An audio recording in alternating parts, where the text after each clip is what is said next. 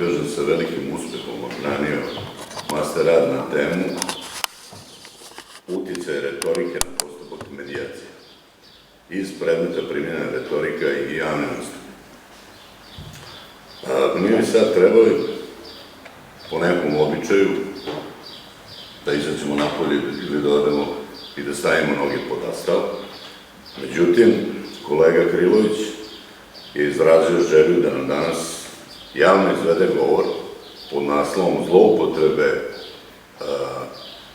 robova savremenog doba, koji je nastao kao rezultat nastave na predmetu primjenjena retorika i javni nastupi i sudsko besedništvo, i da se na taj način zahvali kolegama sa kojima je pohađao ovaj modul, nama nastavnicima, ali i čitavom pravnom fakultetu. Milane, izvoli. Hvala vam, profesore. Evo, na ovoj divnoj prilici da zaista ovaj govor koji smo zajedno obrađivali i tokom studija, tokom nastave, danas ovde govorim. Pre svega, pre nego što počnem svoj govor današnji, ja zaista moram da se zahvalim i Pravnom fakultetu kao instituciji i svim profesorima koji su učestvovali u kurikulumu koji je sjajan. I zaista hvala vama, profesore Vladetiću, što ste vašim zalaganjem ustanovili jedan ovakav kurikulum, koji ja sigurno ne bih ni pohađao da nije takav kakav jeste, da nije spojio medijaciju i retoriku, što sam i u master radu pokušao da pokažem. Zaista smo u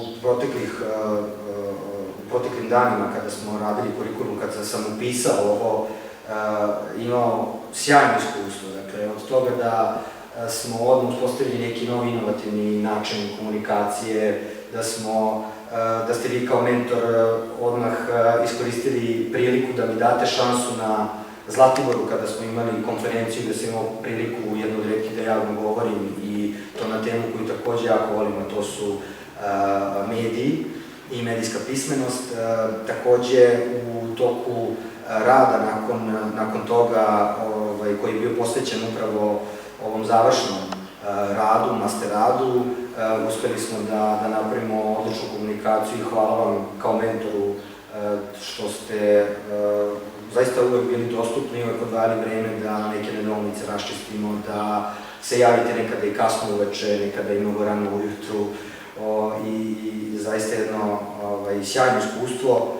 I moram da priznam da na početku ovih studija uopšte nisam to tako zamišljala, ali ovo je zaista jedan ozbiljan pristup, ozbiljan kurikulum i zaista možemo reći, obzirom na svoju jedinstvenost na našim prostorima, postavlja Pravni fakultet u Kragujevcu tamo gde mu jeste mesto, naravno u sve druge programe i kurikulume koje Pravni fakultet danas ima.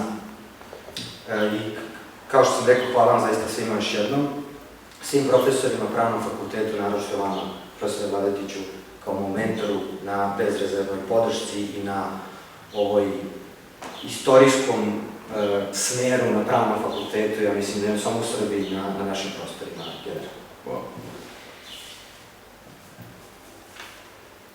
Zloupotreba robova savremenog društva.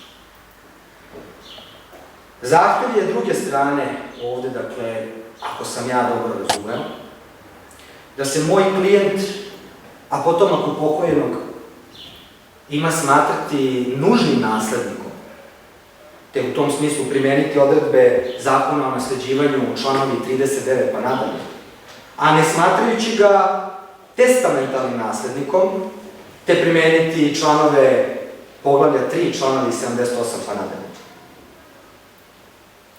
To zapravo znači isključiti mog klijenta iz testamenta.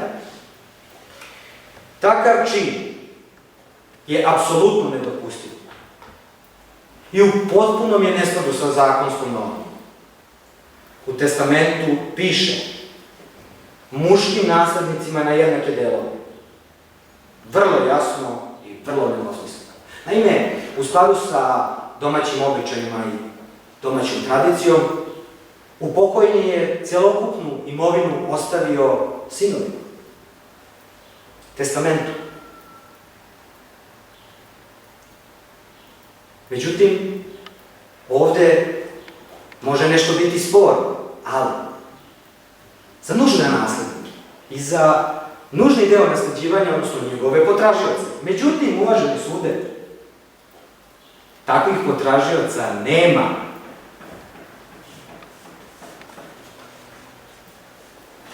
To ne kažem ja. To ne kaže moj klijent, to nije naš hir. Mi se ovde ne šalimo sa sudom. To kažu zvanične knjige, matične knjige rođenih. Kao dokaz dostavljam kopiju lične karte mog klijenta. A matične knjige kažu sledeće: na dan otvaranja i čitanja testamenta, uvaženi sude,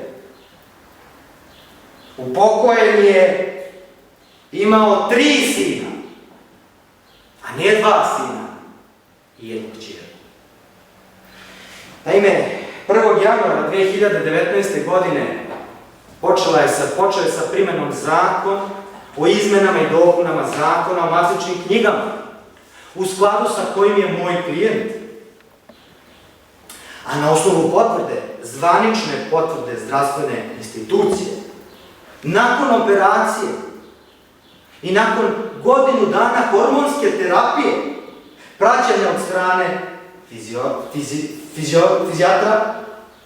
fizioterapeuta i endokrinologa, dakle sve shodno ovom zakonu, upisan u matičnu knjigu rođenih drugim polom, muškim i istim imenom Vanja Moldović. Podsjećam vas, i zapisnika radi sude, da trenutno šetamo po vrlo oštrim ivicama povrede prava na dostojanstvo i slobodan lični razvoj garantovanog Ustavom Republike Srbije, članom 23. Povrede načela zabrane diskriminacije, garantovanog članom 21. isto ovog Ustava, kao i po ivicama povrede prava na poštovanje privatnog i porodičnog života garantovanog članom 8 Evropske konvencije za zaštitu ljudskih prava i osnovnih sloboda. Stoga, uvaženi sude, predlažem da ne idemo dalje. Štedeći i vaše i naše vreme, odbijte ovaj zahtev i zaključite postupak. Ukoliko pak prihvatite tužbeni zahtev i nastavite ovo suđenje, ja vas pitam, molim vas, recite mi, a za šta će se suditi ovome klijentu?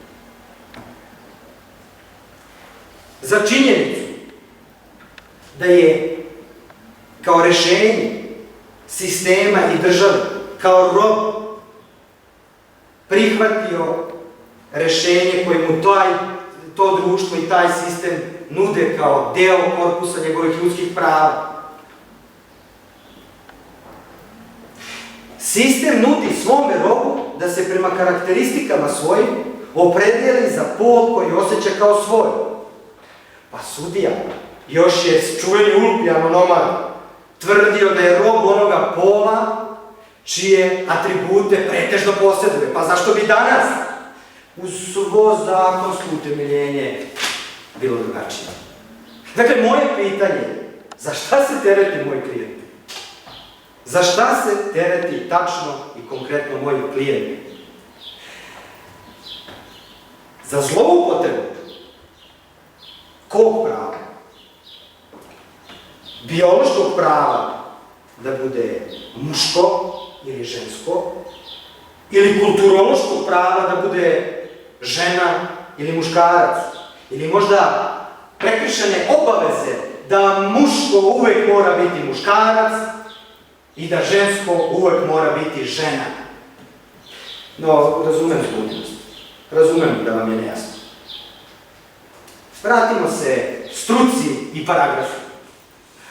A u tom smislu, zakon je zakon. Nema zbunjenosti jer je sve jasno kao dan. Hvala.